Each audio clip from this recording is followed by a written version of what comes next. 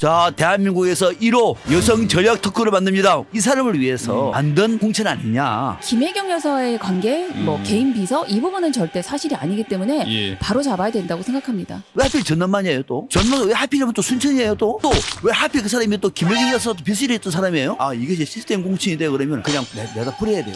그런데 우리 시스템 공천 아무 문제 없어. 뭐 하자는 겁니까 지금 이게? 그건 시스템이 아니라 당사자가 원하니까 그걸 수용을 한 것뿐이죠. 당사자 원하면 시스템을 다 들어줍니까? 어부지리로 지금 국민의힘 공천이 잘 된 것처럼 포장되어 있는 거죠. 그나마 조용한 거 아닙니까? 비하면 오히려? 안 조용한데요? 인정을 했는데 우리 인정하잖아요. 권향회에 대해서는 이재명 대표는 이걸 시스템 공천이라고 우기고 있잖아요. 경희방송 FM 90.7MHz 까칠한 시선 이도영입니다. 오늘 주제 총선이 한 달여 앞으로 다가오면서 공천 작업이 양당 막바지 속도를 내고 있는데요. 고인물 공천이다, 구정물 공천이라면서 서로 비난을 주고받기도 했는데요. 한동훈 위원장의 말입니다. 일각에서는 조용해서 감동 없다고 말하는데 조용한 게 감동이다. 윤재하 원내대표 한 발언입니다. 이 공천은 이재명 대표 부인의 일정과 수행을 담당한 인사를 위한 위인 설천, 모든 면에서 겨자씨 한 알만큼의 합리성도 찾아볼 수 없다. 겨자씨 한 알만큼도 합리성이 없다고요? 이거 완전 비합리, 이건 뭘 합리적인 얘기라는 얘기 아닙니까? 초현실적이라는 얘기죠. 권향엽이라고 하는 이 후보는 오랫동안 당직 생활을 했고요. 비서실에도 있었고 또 정치인도 활동 오래 했습니다. 괜찮은 사람이에요. 그런데 어느 날 갑자기 민주당의 그 유명한 이명백 공관위원장께서 하신 말씀이, 자, 대한민국에서 1호 여성 전략 특구를 만듭니다.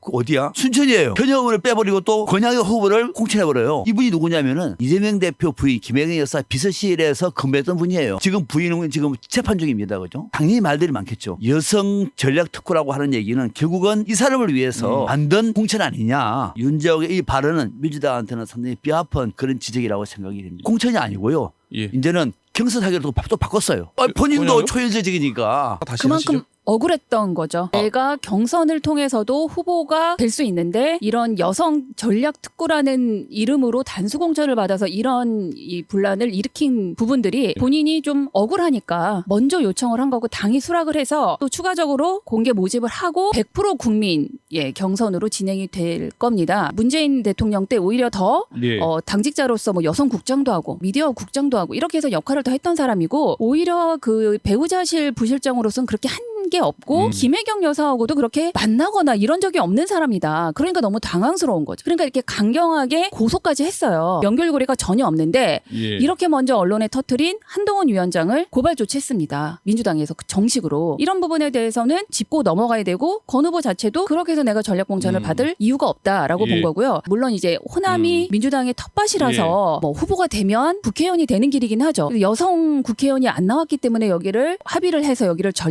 여성 전략으로 정했다는 부분은 사실 그렇게 따지면 인천은 여성 국회의원이 있습니까? 전남 이 지역은 꼭 여성이 뭐 당선이 돼야 된다. 이렇게 그런 이유로 공관위에서 결정했다는 부분은 다른 지역의 민주당이 봤을 때도 좀 논리가 좀 떨어지는 부분이긴 하지만 김혜경 여사의 관계, 개인 비서 이 부분은 절대 사실이 아니기 때문에 바로 잡아야 된다고 생각합니다. 아니, 왜 하필 대한민국에서 전남만 여성 특구 1호입니까? 딴 데는 안 해요? 서울은 없습니까? 인천은 없고요? 왜 하필 전남만이에요 또? 전남은 왜 하필이면 또 순천이에요 또? 또 왜 하필 그 사람이 또 김혜경 여사도 비서를 했던 사람이에요? 아, 이것이 시스템 공천인데 그러면 그냥 내다 버려야 돼요.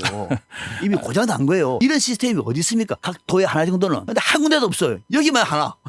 여성 전략 특구. 이거는 이 정도 되면은 당 최고위원회에서 걸러내야 되는 거죠. 이재명 아닙니까? 이게 뭐 하는 거냐고. 그런데 우리 시스템 공천 아무 문제 없어. 뭐 하자는 겁니까 지금 이게? 오히려 민주당 공천을 폄훼하는 가짜 뉴스다. 법적 조치하겠다. 뭐 공천 문제 없다. 이렇게 얘기하고 있잖아요. 이러니까 대표. 민주당이 안 되는 거예요. 이러니까 이거 전략 특구 아니고 경선하세요. 그것도 뭐예요 또? 그것도 또 시스템이에요? 그건 시스템이 아니라 당사자가 원하니까 그걸 수용을 한 것뿐이죠. 당사자가 원하면 시스템을 다 들어줍니까?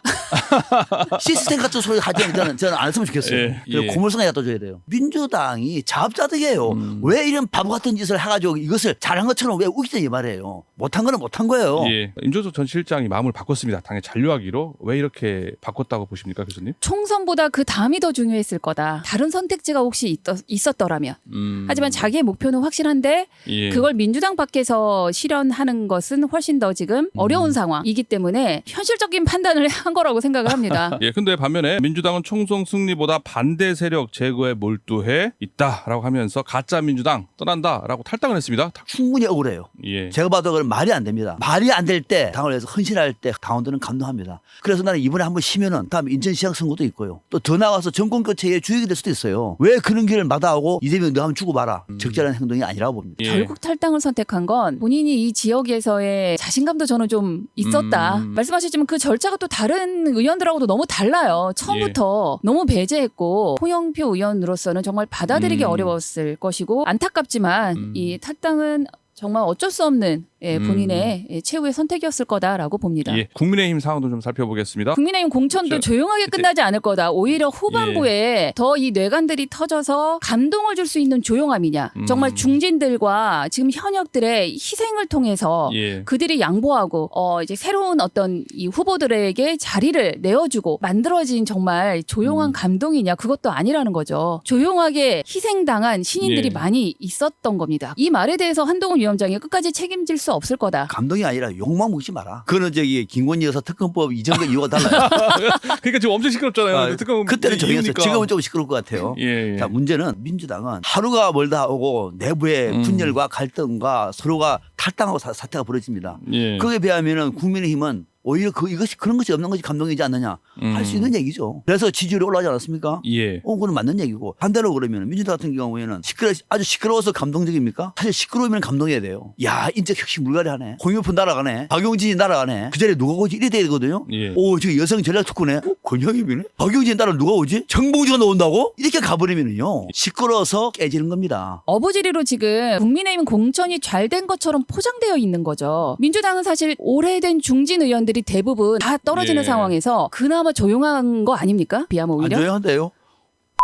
국민의힘은 이제서야 현역이 떨어지니 벌써 이렇게 잡음이 생기고 분란이 생기고 있지 않습니까? 이건 너무 잣대가 다르다. 국민의 같은 경우에는 인적 쇄신의 폭을 더 넓혀야 되는 겁니다. 그러지 못한 거는 유감으로 보이고. 박근혜 대통령의 측근을 단수공천을 더군다나 대구 지역에 줬기 때문에 저는 이런 밑에 계산이 깔려 있는 공천들이 여기저기서 지금 이루어져 있고 시스템 공천이 깨졌다라고 얘기할 만큼 그런 사례들이 곳곳에서 지금 일어나고 있는 거죠. 전략공천위원회 거기서도 이거는 시스템이 아니라 정무적인 판단을 한 것이다. 인정을 했는데 우리 인정을 하잖아요. 권향업에 대해서는 이재명 대표는 이걸 시스템 공천을 우기고 있잖아요. 국민의힘은 그냥 4년 전이나 뭐 8년 전이나 그때 그 인물 도대체 이 지역에서 뭘 했는지 잘 모르는 하지만 계속 그런 후보들을 만나게 될 거고요. 대구에 저런 사람이 공천받았어? 중도층에 미치는 영향이 적지 않습니다. 지금은 잘 몰라요. 누가 누군지 모르고 이제 앞으로 각 언론에서 뭐 인천 다 논단 말입니다 할 때 저 사람은 괜찮네. 저런 사람이 받았다고? 제일 예민한 데가 어디냐면은 호남하고 TK예요. 앞으로 공천 결과를 놓고 난 다음에는 분위기가 바뀔 가능성도 배제할 수 없다는 측면에서 국민의힘도 마음 놓을 단계는 아니라고 보는 거죠. 이번에 국민의힘과 민주당의 공천 과정은 일단 일단락 돼가고 있고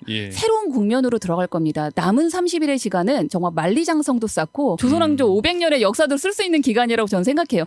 말씀하셨지만 여러 번 국면이 바뀔 것이다. 이제부터는 정말 인물과 이슈 선점을 하는 게 그 어느 당에서도 가장 필요한 시기니 공천에 대한 얘기는 더 이상 이제 이게 여론조사로 반영되는 일은 없다. 그래서 민주당도 지금부터 다시 새로운 인물들 후보들을 데리고 이제는 정책 이슈 싸움을 했으면 좋겠습니다. 오늘 정치바쁘쇼 여기서 마치도록 하겠습니다. 오늘 출연해 주신 박상변 시사평론가 김은경 인하대 초빙 교수 두 분 출연해 주셔서 고맙습니다. 네, 고맙습니다. 네, 감사합니다.